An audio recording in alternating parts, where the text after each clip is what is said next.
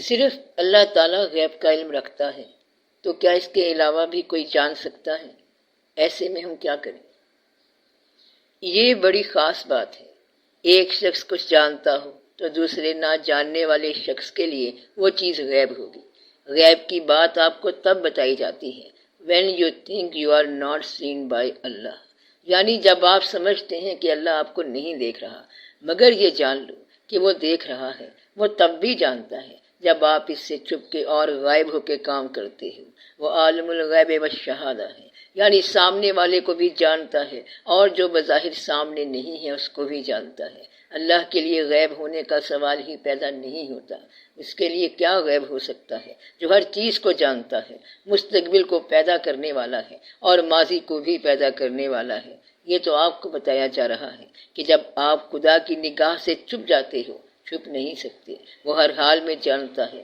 جو جاننے والا ہے اسی کا نام تو اللہ ہے۔ وہ سب جاننے والا ہے، دیکھنے والا ہے، سمجھنے والا ہے، خاموشی کی زبان سننے والا ہے، تاریکیوں کے جلوے دیکھنے والا ہے، پہاڑ پر رات کی تاریکی کے اندر ایک سیاہ چونٹی کے دل کی آواز سننے والا ہے۔ یہ سب اس کے کام ہیں اور وہ جانے۔ آپ اپنے غیب کو دیکھو کہ جو چیز آپ کی نگاہ میں نہیں ہے وہ بھی حقیقت ہے، تو نگاہ کے سامنے تو ہے ہی کچھ نہیں، اس لیے ہم کیا اعتبار کریں؟ اس لیے ضروری ہے کہ کسی صادق سچے آدمی کو تلاش کیا جائے جو بتائے کہ حقیقت کیا ہے۔ حال خراب ہے اور سفر مستقبل کا ہے تو کسی جاننے والے سے پوچھ لیا جائے۔ اللہ لوگوں کو درجہ عطا فرماتا رہتا ہے اور اللہ نے رستے مقرر کیے ہوئے ہیں۔ ہر آدمی کا علاج دوسرے آدمی کے پاس ہے۔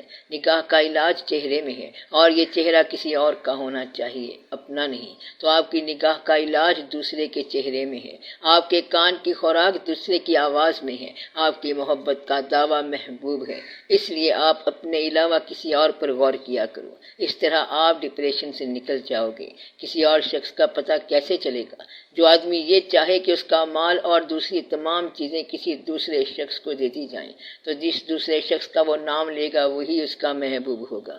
آپ کی زندگی ختم ہونے والی ہے، اس لیے ضروری ہے کہ آپ اپنی زندگی کسی اور کے نام لگا دو۔ اگر ایسا شخص مل گیا تو پھر آپ ڈپریشن سے نکل جاؤ گے، اگر نہ ملا تو پھر ڈپریشن ضرور ہوگی۔ اگر ساری عمر حاصل کرنے کی تمنا رہ گئی تو ڈپریشن ساری عمر رہے گی۔ احسار کی تمنا ہو جائے تو ڈپریشن ختم ہو جائے گی۔ مثلاً ماں قربانی کا نام ہے۔ بچہ تکلیف میں ہو تو وہ اس کے لیے بڑی دعا کرتی ہے۔ ماں کو کبھی ڈپریشن نہیں ہوتا۔ اگر بچوں کی طرف سے بہت زیادتی ہو جائے تو پھر پریشانی تو ہو جاتی ہے، ورنہ ہمیشہ دعائیں کرتی رہتی ہے، حاضر میں بھی اور غیب میں بھی، اور اللہ ہر حال میں اس کی دعا سنتا ہے، کیونکہ اللہ کے لیے کوئی غیب نہیں ہے۔ جس کا نام موجود ہے اس کی ذات موجود ہے۔ آپ ذات کو تلاش کرو۔ اگر لفظ جن موجود ہے تو جنات ہیں، لفظ فرشتہ موجود ہے تو فرشتے ہیں، اسی طرح خدا بھی ہے۔ سب مخلوق اللہ کا امر ہیں اور امر ریسیو کرتی ہیں۔ مخلوق کو جب اللہ کا امر ملتا ہے تو وہ زندگی بن جاتی ہے۔ روحیں تو پہلے سے ہی تھیں۔ سب روحوں کی عمر ایک ہے، کیا چھوٹا اور کیا بڑا، کیا بچہ اور کیا باپ، ساری روحیں ایک ہی ایج کی ہیں اور سب ایک ہی ٹائم پر تخلیق ہوئی ہیں۔ یہ ہو سکتا ہے کہ چھوٹے میں دانائی آ جائے اور یہ بھی ہو سکتا ہے کہ بڑے میں دانائی نہ آئے۔ روح کو ایک کنارے کا سمندر کہتے ہیں، یعنی روح پیدا تو ہوئی ہے لیکن اس کو موت نہیں ہے۔ تو روح کا آغاز تو ہے لیکن انجام نہیں، اس کا سٹارٹ تو ہے لیکن اس کا اینڈ نہیں۔ تو روح ایسا سمندر ہے جس کا ایک کنارہ تو ہے لیکن دوسرا نہیں۔ روح امر ربی ہے اور مخلوق ہے۔ اللہ خالق ہے، اس کے دونوں اینڈ نہیں ہیں، ہر آغاز سے قبل ہے اور ہر انجام کے بعد ہے، اور وہ ظاہر اور غیب سب کو جانتا ہے۔ آپ لمبی چوڑی باتیں نہ سوچا کرو، یہ دیکھو کہ زندگی کیسے جا رہی ہے۔ زندگی میں نیکی کر لو، دوسروں کے ساتھ رحم کرو تو آپ کے ساتھ بھی رحم ہوگا۔ لوگوں کی زندگی خوشگوار بناؤ گے تو آپ بھی خوش ہو جاؤ گے۔ چھوٹی چھوٹی نیکیاں کرتے جاؤ تو بڑا نتیجہ نکلے گا۔ آج کا دن اچھا گزار لو اور خوشی سے کام کر لیا کرو۔ آپ سوال پوچھتے ہیں تو پھر اللہ کا رحم ہو جاتا ہے اور جواب آ جاتا ہے۔ آپ اگر سنسیئرلی کوئی سوال کرو تو پھر اس کا صحیح جواب آ جاتا ہے۔ جواب کہاں سے آتا ہے؟ وہیں سے جہاں سے سارے سوالوں کے جواب آتے ہیں۔ نہ تو یہ جواب کتابوں سے پڑھے ہوئے ہیں اور نہ آپ گھر سے سوال تیار کر کے آتے ہیں۔ یہ بھی پتہ نہیں ہوتا کہ کیا سوال آ جائے۔ گھر سے ہم لوگ ایک ہی فضل کی تلاش تلاش میں آتے ہیں، اس لیے کہتے ہیں کہ یا اللہ تو مہربانی کر۔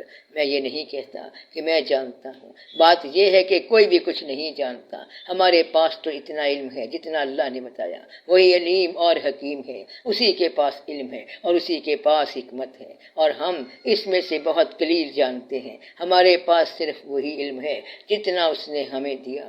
پاک ہے وہ ذات اور ہمارے پاس کوئی علم نہیں مگر جو تو نے تعلیم فرمایا، کیونکہ تو ہی جاننے والا اور حکمت والا ہے۔